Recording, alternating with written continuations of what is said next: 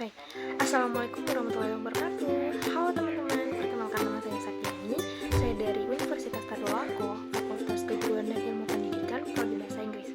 Jadi di sini saya akan memaparkan beberapa kesimpulan dari materi yang sudah saya terima di mata kuliah pendidikan peserta didik kemarin yang dibawakan oleh Pak Azam Afriyadi sebagai NPD. Oke, langsung saja saya akan memaparkan kesimpulan materi yang pertama, yaitu hakikat pertumbuhan, perkembangan, kematangan, persamaan, dan perbedaannya. Pada kelompok pertama kemarin, mereka telah melakukan survei yang dimana surveinya yaitu sebagai berikut.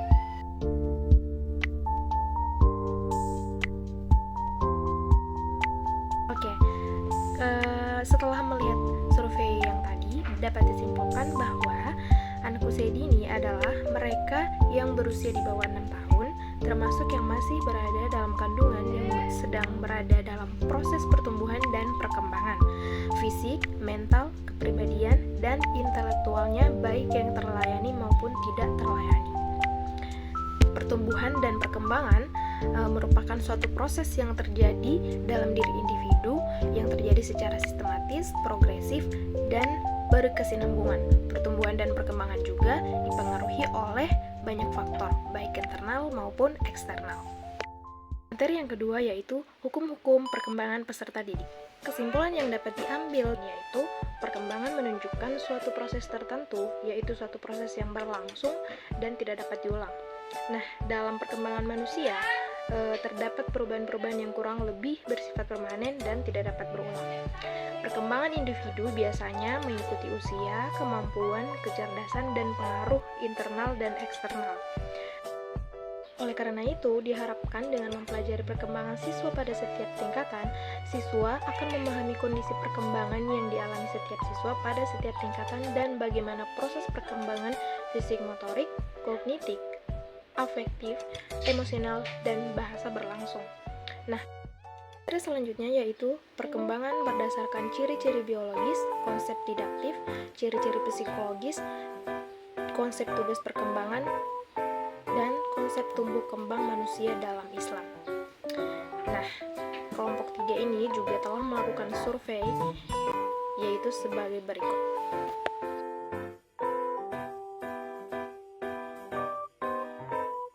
Oke, dari survei yang telah kita lihat, dapat disimpulkan bahwa perkembangan manusia dapat dipengaruhi oleh berbagai macam faktor-faktor seperti perkembangan fisik, kognitif, dan psikososial. Nah, faktor-faktor ini dapat mempengaruhi perkembangan manusia mulai sejak lahir sampai meninggal dalam mempengaruhi ke arah yang lebih baik maupun yang tidak baik. Selanjutnya ada tugas-tugas perkembangan anak usia dini sampai SD. Dapat saya simpulkan bahwa anak usia dini merupakan generasi penerus bangsa yang perlu mendapatkan perhatian serius. Sejak lahir, anak memiliki berbagai potensi yang dikaruniai Tuhan. Potensi tersebut perlu dirangsang dan difasilitasi agar dapat berkembang dengan optimal. Nah, stimulasi terhadap anak yang dilakukan oleh orang tua maupun orang lain di sekitar lingkungan anak akan membekas kuat dan tahan lama. Kesalahan sedikit dalam memberikan stimulasi akan berdampak negatif jangka panjang yang sulit diperbaiki. Selanjutnya yaitu tugas perkembangan anak SMP sampai SMA. Nah, materi ini adalah salah satu materi yang sempat saya bawakan kemarin bersama teman-teman saya. Jadi kesimpulannya yaitu masa remaja adalah suatu tahap peralihan antara masa anak-anak dengan masa remaja. Lazimnya, masa remaja dimulai saat anak secara seksual menjadi matang dan berakhir saat mencapai usia matang tersebut. Nah, dalam proses pertumbuhan dan perkembangannya menuju ke jenjang kedewasaan, kebutuhan hidup seseorang mengalami perubahan-perubahan sejalan dengan tingkat pertumbuhan dan perkembangannya. Nah, kebutuhan sosial psikologis semakin banyak dibandingkan dengan kebutuhan fisik karena pengalaman kehidupan sosialnya semakin luas. Konsep pertumbuhan fisik pada anak dan remaja. sehingga kesimpulannya yaitu masa peralihan di antara masa kanak-kanak dan dewasa. Dalam masa ini, anak mengalami masa pertumbuhan dan masa perkembangan fisiknya maupun perkembangan psikisnya. Nah, mereka bukanlah anak-anak, baik bentuk badan ataupun cara berpikir atau bertindak, tetapi bukan pula orang dewasa yang telah matang. Yang kedelapan yaitu kecerdasan majemuk dan jenis-jenisnya, serta pengembangan kreativitas peserta didik. Nah, langsung saja kesimpulannya yaitu kecerdasan adalah kemampuan memecahkan masalah dan membuat suatu produk yang bermanfaat bagi kehidupan.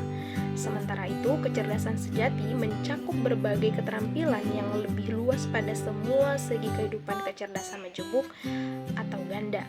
Nah, selanjutnya yang kesembilan yaitu perkembangan kognitif anak menurut Jean Piaget dan Vygotsky. Oke, baik, di kelompok 9 kemarin juga telah melakukan wawancara pada guru PAUD, guru SD, dan salah satu siswa SD. Nah, dari dua teori tersebut, perkembangan kognitif dapat disimpulkan bahwa menurut Piaget, proses perkembangan kognitif sejalan dengan kemajuan anak-anak, dan dia menggambarkan bahwa anak-anak mampu melakukan sendiri atau memandang anak-anak sebagai pembelajaran lewat penemuannya sendiri. Sedangkan teori Vygotsky lebih menekankan peranan orang dewasa atau anak-anak lain dalam memudahkan perkembangan si anak. Yang ke-10 yaitu perkembangan bahasa dan kepribadian pada anak. Oke, jadi kesimpulannya, bahasa dan kepribadian anak saling terkait dan berkembang bersama-sama. Bahasa adalah sarana utama untuk anak berkomunikasi dengan orang di sekitarnya dan lingkungannya. Sementara kepribadian adalah karakteristik individu yang mempengaruhi perilaku, pemikiran, dan emosi mereka. Perkembangan bahasa pada anak dapat berpengaruh signifikan terhadap pembentukan kepribadian anak. Kemampuan bahasa anak memiliki hubungan dengan perkembangan sosial mereka, dan lingkungan juga berperan penting dalam perkembangan bahasa dan kepribadiannya. Teknologi berpengaruh bagi perkembangan kepribadian anak. Adanya gangguan bahasa pada anak dapat mempengaruhi kepribadian mereka. Yang ke-11 yaitu perkembangan sosial emosional dan perkembangan spiritual. Baik, kesimpulannya yaitu perkembangan sosial adalah proses kemampuan belajar dan tingkah laku yang berhubungan dengan individu untuk hidup sebagai bagian dari kelompoknya.